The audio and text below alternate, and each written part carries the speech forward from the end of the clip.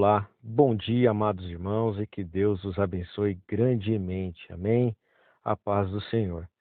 Queridos irmãos, hoje nós estaremos lendo e meditando em 1 Coríntios, capítulo 14, 15 e 16. E também finalizando a leitura e exposição deste livro maravilhoso e que falou muito ao meu coração e acredito que no coração dos irmãos também. Louvo a Deus pela oportunidade e privilégio de estarmos nesses últimos dias juntos lendo e meditando neste livro tão abençoado. Amém? Que Deus os abençoe. Queridos irmãos, capítulo 14, a partir do versículo 1, assim como no 1 Coríntios, capítulo 12, versículo 31, esse versículo é um eixo que liga o anterior ao seguinte. No capítulo 1, dos versos 1 a 2, vemos a expressão seguir a caridade. A palavra grega, irmãos, usada para seguir, carrega significados como apressar, correr, perseguir e aspirar. Podemos levar ou deixar muitas coisas na vida, mas não a caridade. Devemos buscar, irmãos, a caridade como um tesouro inestimável. Amém? O fruto do Espírito prepara os cristãos para o exercício dos dons da graça do Espírito. Procurai com zelo, então, os dons espirituais que o Paulo, nos orienta nesses primeiros versículos. Dos versículos 3 a 5, irmãos, o que profetiza aqui pode ter todos os dons de falar em línguas que edificam os outros, como mostram os resultados nos versículos 3 e 4. Edificação, exortação e consolação. Paulo, irmãos, prefere que o cristão coríntio exerça esse dom no meio dos coríntios, em vez de falar em língua estranha, por meio do qual o cristão simplesmente edifica a si mesmo. Paulo queria que todos falassem línguas estranhas. Para Paulo, o verdadeiro dom de línguas era proveitoso, porém, seu proveito era limitado.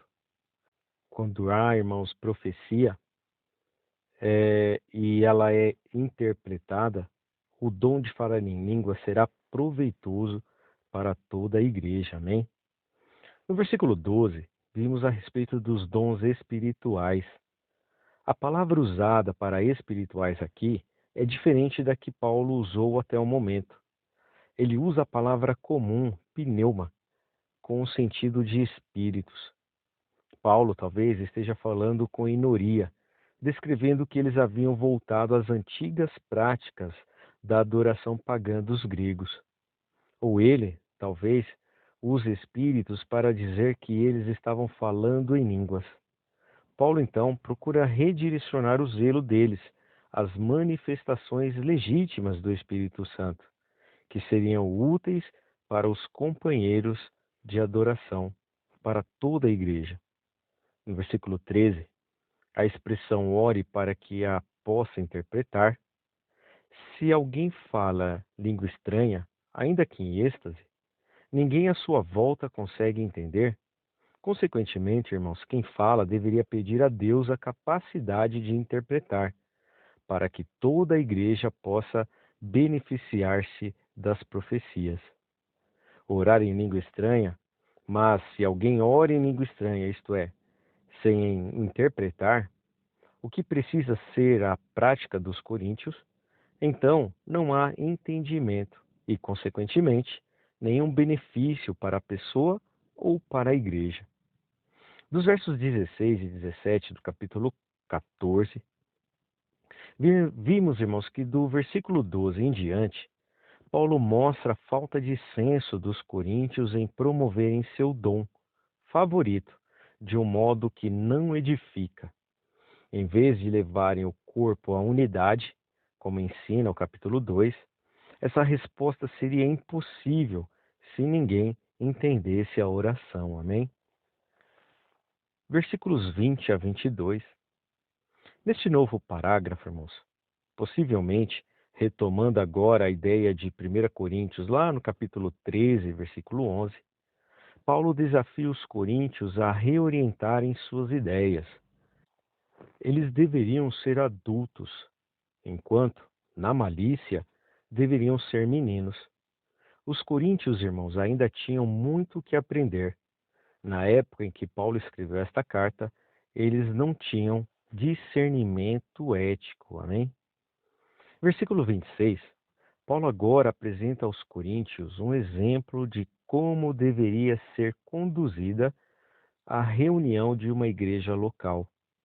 Se cada um de vós trouxer para o culto a habilidade especial que Deus vos deu, e tudo for feito para a edificação, a igreja como um todo será beneficiada. Amém?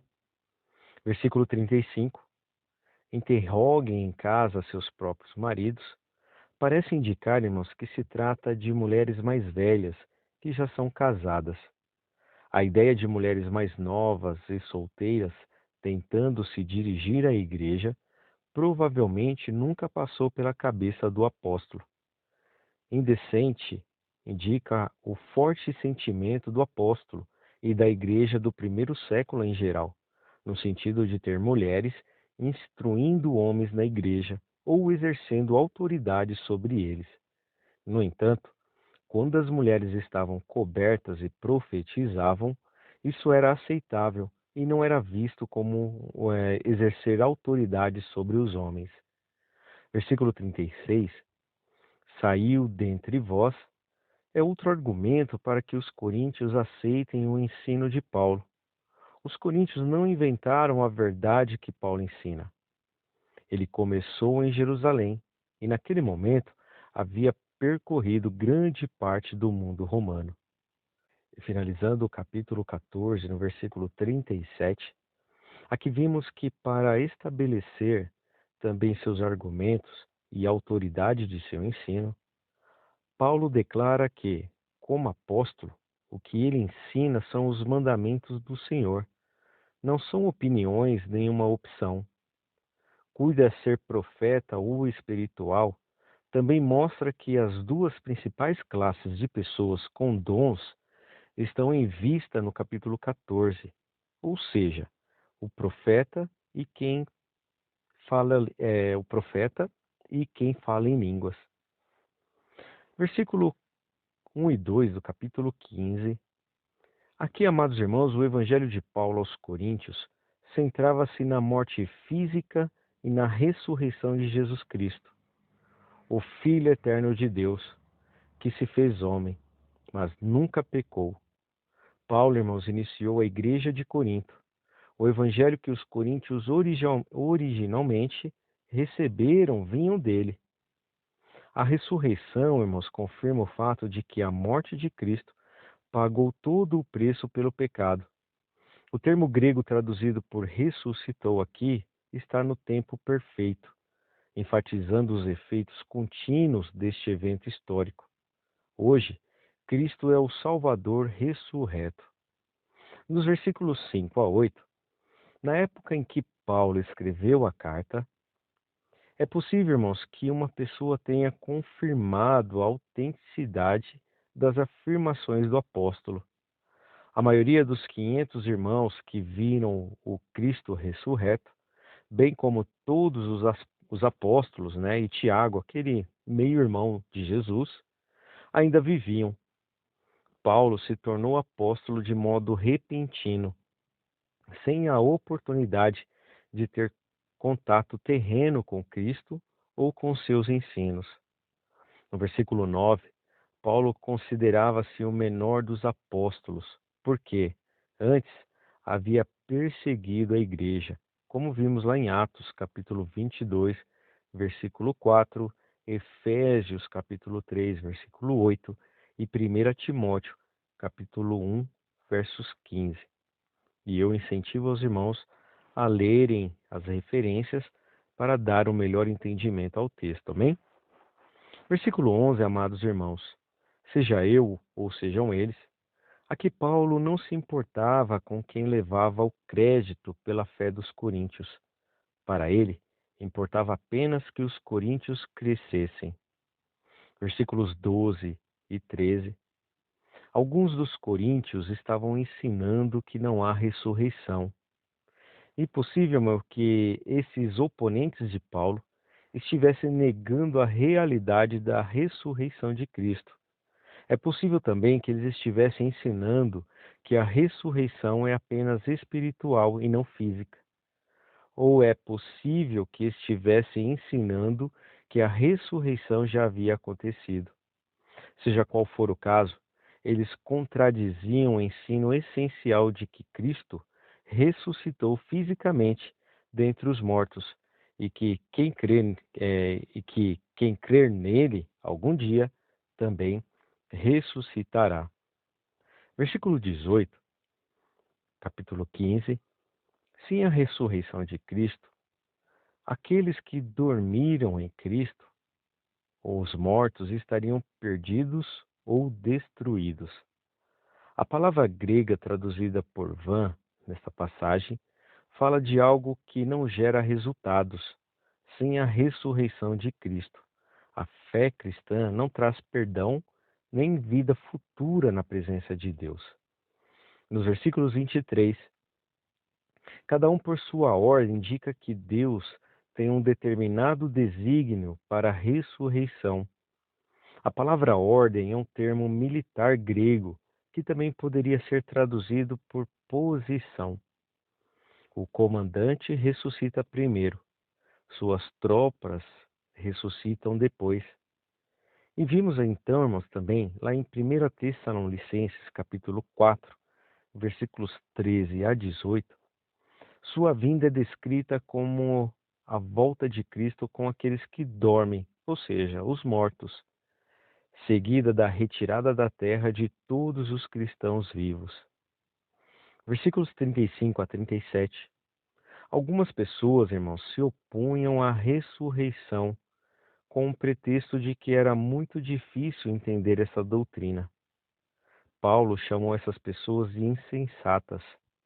A dificuldade de entender a natureza da ressurreição não deveria levar uma pessoa a duvidar de sua realidade, mais do que não entender como uma semente se torna uma planta, deveria levar a pessoa a duvidar da colheita futura.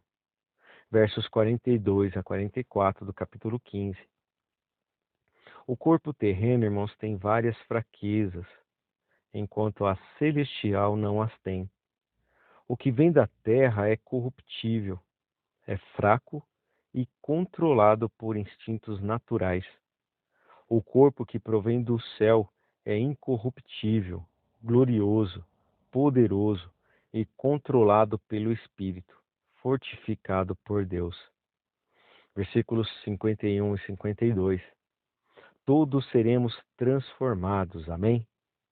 O ensino aqui, irmãos, é similar ao fornecido aos Tessalonicenses. Enquanto os mortos em Cristo ressuscitarão primeiro, o Cristo vivo será instantaneamente transformado em seu corpo imortal na volta de Jesus. E finalizando o capítulo 15, versículo 58. Os coríntios deveriam continuar firmes na obra de Cristo, especificamente por causa da ressurreição. O vosso trabalho não é vão. Toda obra que fazemos para Cristo será recompensada. Amém? Capítulo 16, entre os versos de 1 a 4. Ora, quanto? Aqui, irmãos, mais uma vez, Paulo tratou de uma pergunta feita pelos coríntios com relação à oferta. No primeiro dia da semana era o dia da reunião semanal da igreja primitiva. Nos versos 5 e 7, irei, porém, ter convosco. Aqui Paulo, irmãos, esperou sair logo de Éfeso para visitar Corinto, talvez até passando o inverno com os coríntios. Viajar por mar durante o inverno era perigoso. Paulo, por fim, conseguiu chegar a Corinto, mas não conforme o cronograma que traçou aqui. O fato de não conseguir chegar no tempo planejado causou-lhe problemas mais tarde com os coríntios. Versos 10 e 12. Embora não pudessem partir de imediato para Corinto, Paulo queria ser representado entre os coríntios por seus cooperadores. Ele planejou enviar Timóteo, um jovem nesta época. Paulo incentivou os coríntios a não o desprezarem, pois, mesmo sendo digno de confiança, ele era mais tímido do que Paulo. Versos 13 e 14. O termo vigiai, muitas vezes, é usado no Novo Testamento para indicar o prenúncio de algum evento futuro. A exortação de Paulo para que eles estivessem firmes na fé é especialmente importante diante da suscetibilidade dos coríntios a falsos ensinos. Eles eram suscetíveis, né, a aprenderem ensinos que não são de acordo com a palavra de Deus. Versículo 19 e 20, irmãos. As igrejas da Ásia podem ser aquelas mencionadas lá em Apocalipse, capítulo 2 e 3. Áquila e Prisca eram fabricantes de tendas que conheceram Paulo em Corinto. Eles o seguiram até Éfeso e colocaram sua casa à disposição para as reuniões da igreja. E aqui nós temos uma referência muito interessante e também importante para o entendimento desse texto, que está lá em Romanos, capítulo 16, dos versos 3 a 5. Amém? Eram conhecidos também, irmãos, de muitos na igreja de Corinto, o ósculo santo. Esse costume, adotado pelos primeiros cristãos, simbolizava amor, perdão e também unidade. Olha que coisa maravilhosa, amém? Amor, perdão e unidade. E finalizando o capítulo 16, entre os versos 21 e 24, a expressão minha própria mão. Deste momento em diante, Paulo deixou de ditar e concluiu a carta de próprio punho. Seja anátema. Talvez aqui, irmãos, pareça cruel o fato de Paulo ter desejado a condenação de Deus para aqueles que não amam Jesus. Mas a aceitação ou rejeição de Cristo, irmãos, é algo sério. Aqueles que rejeitam o Senhor Jesus são inimigos de Deus, como vimos lá em Gálatas, capítulo 1, versos 8 e 9. No momento seguinte, irmãos, Paulo deseja a vinda de nosso Senhor com uma expressão em aramaico, Maranata, que significa Senhor, venha. E com isso, amados irmãos, nós finalizamos a leitura e exposição deste livro maravilhoso que é o livro de Coríntios. Que Deus abençoe cada um dos irmãos. Obrigado pela oportunidade que os irmãos me deram de estar servindo aos irmãos nesses últimos dias na leitura e exposição deste livro. Que Deus os abençoe e continue orando não só por mim, mas por todos os outros professores, para que Deus venha cada dia mais nos capacitar para podermos servir aos irmãos melhor. Amém? Fiquem com Deus, um forte abraço, até o próximo livro e que Deus os abençoe grandemente.